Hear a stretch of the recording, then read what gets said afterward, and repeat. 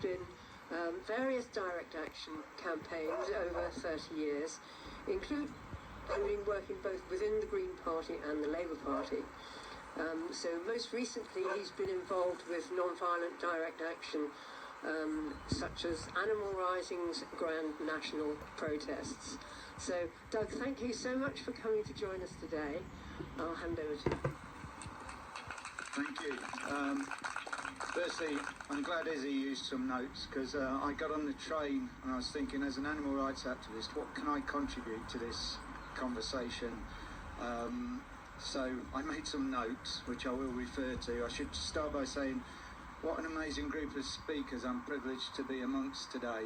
All these women with such a brilliant message to give, and it gives me imposter syndrome to stand amongst you. So thank you all for coming and talking. You're all fabulous, and I've got great admiration for all of you. Thank you also to the organisers and Alan for inviting me, to Ruth, to everyone here who's doing all they can to try and prevent this blot on the landscape from coming to fruition. So a little bit about me before I have to refer to my notes. So I'm used to giving talks on animal rights, which I can do from the memory really, because it's a lot about my journey. So it might give you an idea to know that in 1985 I was a slaughterman, and I was going on marches for coal not dole. So that's the journey I've been on. We're talking a long time ago, but I am now an animal rights activist as a former slaughterman, and I'm now an environmentalist as a former coal not dole protester. So just goes to show we don't really know what we're doing when we're 16, 17 years old, do we? We all go on our own journeys. So mine's been a particularly volatile one. I've had some interesting bumps along the road. And last time I came up, in fact, the last two times I've been up north, I've been arrested. So I hope not today. So another reason to refer to notes, so that I don't say anything that might cause me to be going back in a truck. So yeah, I came and gave a talk at Preston New Road. I was arrested immediately after my talk, and the spurious charges I was held on came to nothing, and they eventually had to just throw it out because it was nonsense. But more recently, as Ruth said, I was up at Aintree, and I won't say exactly what I did because you don't need to know, and nor do those who are listening, but I was amongst the people who got arrested. I've yet to be charged. I think the police messed up quite a lot in the way they handled it, which is probably why I didn't get charged, or I haven't yet been charged. I may still be. There's still people waiting to hear what's happening to them. I'm also give you an idea of the kind of stuff I do. Currently in court for allegedly causing damage to hundreds of traps and snares and things on the Duke of Norfolk estate in West Sussex. I say allegedly because it is not proven. There are sadly many connections between coal and environmental rape of our country and animal rights, and lots of other issues as well. So not just an animal rights activist. I've been involved in politics since 1989.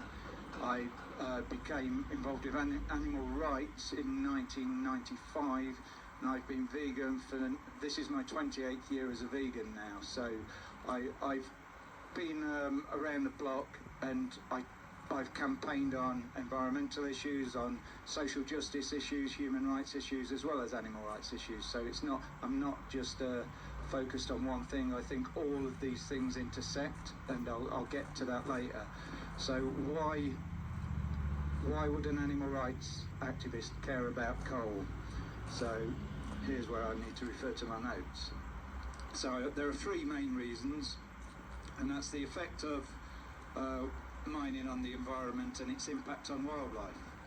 The second one is resources required by animal agriculture and other animal exploitative industries. And the third way we're connected is it involves the right to protest and to have governments listen to our concerns. So, how does deep shaft coal mining affect our wildlife? Mining destroys ecological habitats. Most mines operate for around 20 to 100 years, and for much longer after that it affects the soil and the environment around about. Most people who come to this will have heard people speak about those effects, and so I won't try and talk about things that others are more qualified to. I'll just make reference to them. So they produce runoff which contaminates rivers, streams, lakes and the soil. This can kill many animals and cause genetic mutations in their offspring. Not only does runoff impact the animals living in and around the water and the soil, but obviously through the food chain it affects other animals too, and it affects plants in the area. Many plants die off, and that results in wildlife being displaced and having to move out of the area or unable to exist anymore in that area. So aside from that, where there's mining, construction and mining activities cause directly wildlife deaths as well. They disturb and displace populations.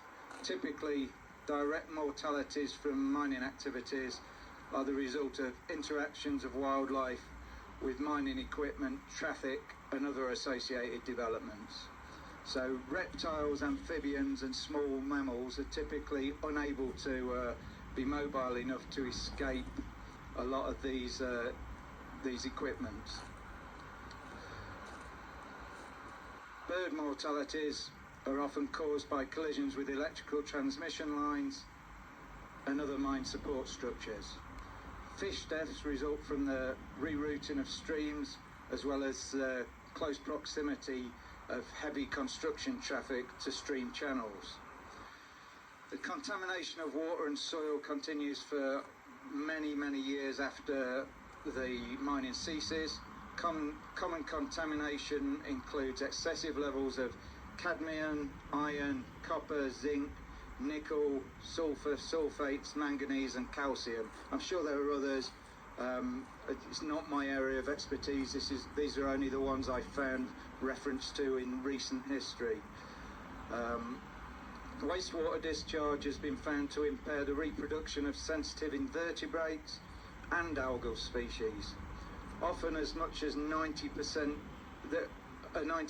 reduction in the abundance of macroinvertebrates such as stonefly, mayfly and caddisfly in the areas where mining takes place. The destruction of water resources leads to acidic water drains and the accumulation of methane gas, which has a huge impact on our climate.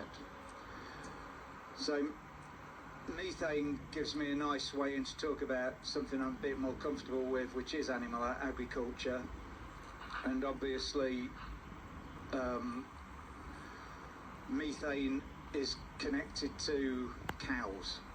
So whenever I'm talking with environmentalists, there seems to be an elephant in the room, and that is animal agriculture. Very few people want to talk about it, especially as it involves changing their own habits and lifestyles, when they recognise exactly the contribution it makes. So a single cow will belch around 220 pounds of methane each year. Methane is shorter lived than carbon dioxide, but it's 28 times more potent in warming the atmosphere. Cows are routinely fed charcoal to promote good gut health, which is another connection to coal. And by 2030, the livestock sector is projected to account for almost half of the world's emissions budget. So, transforming our food production system and consumption habits are undeniable solutions that must be part of the global roadmap to addressing climate change.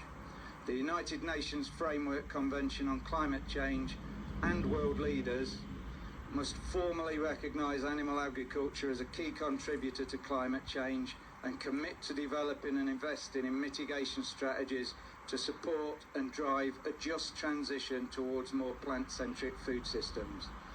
Experts found that dietary shifts could contribute over a fifth of the mitigation needed to hold warming below 2 degrees Celsius. So to oppose animal agriculture is to oppose the climate crisis that we are being steered into. Coal is inextricably linked to animal agriculture. Let me find my notes on the links with coal here.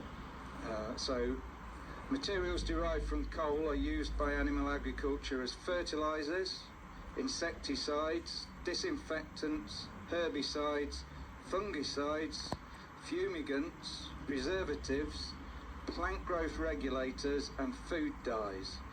That's in addition to the fuels required by animal agriculture to run their businesses and associated transport. So, by standing up to this proposed coal mine, protesters can expect increasingly heavy-handed responses from law enforcement. This government's passed draconian measures to empower the police to prevent and shut down protests of all kinds. We're seeing it all over the country, and far more frequently. You only got to look at what's happening with the Palestine protests at the minute to see that. Also look at my history. I've been an activist for many decades now, and I think I did my first lock-on in around 1992 at Pollock Free State to try and prevent them ripping up a load of trees. Back then we used to do stuff like that. Police would eventually escort us off, but we didn't get arrested and we didn't get charged. Now they're prepared to arrest you and charge you before you've even committed a lock-on. Just going somewhere with glue in your pocket can get you arrested now. So we have to think about the way things are changing and how it's affecting our right to protest. Where those in power seek to undermine our rights, they will receive opposition. People like you here today are proof of that we are not willing to just go quietly into the night. We will stand up and fight against this kind of draconian lawmaking. So I'll sum up now that I think I've said more than enough. In conclusion, I guess I urge everyone here to join with other campaigners and recognise that all of our struggles intersect with each other. We can't be against one form of injustice and for another. It would make us hypocrites. So getting rid of this corrupt, wannabe fascist Tory government is not enough. We have to change our entire culture. Our obsession with growth is insane. Growth is the ideology of the cancer cell. We need to consume less, support others, and live in alignment with our beliefs. That means the least we can do is demonstrate against injustices and start with the non-action of going vegan. I call that a non-action as it simply means not choosing to support violent and exploitative choices. When activists stand together, we stand with power. By ignoring the causes of other justice issues, we weaken our power. I stand with feminists, I stand with anti-fascists, I stand with the LGBTQI+ community, I stand with Just Stop Oil, I stand with asylum seekers, I stand with Black Lives Matter, and with all others protesting on social justice issues. I stand with you here today, and as an animal rights activist, I stand for animals. And I hope that when it comes to it and other people are protesting, you will stand with them. Thank you for listening to me. Thank you so much.